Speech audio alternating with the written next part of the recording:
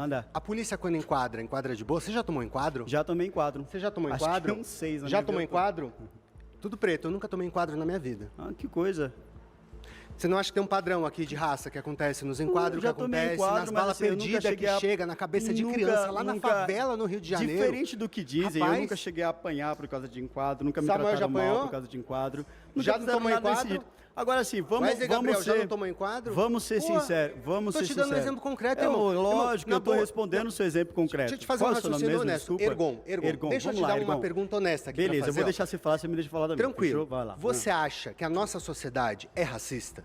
Não, eu Você acho acabou de que falar que é existem antirracista, racistas irmão. no Brasil. Você acabou de falar que é Eu acho antirracista. que existem racistas no Então, Brasil, mas isso não E significa você não que acha a sociedade ó, é racista. Vamos supor, então, entendeu? que não é a sociedade. Na É. sua linha de raciocínio são O Brasil indivíduos. existem racistas, Então, mas isso não faz o Brasil um país racista. Existem na sua cabeça.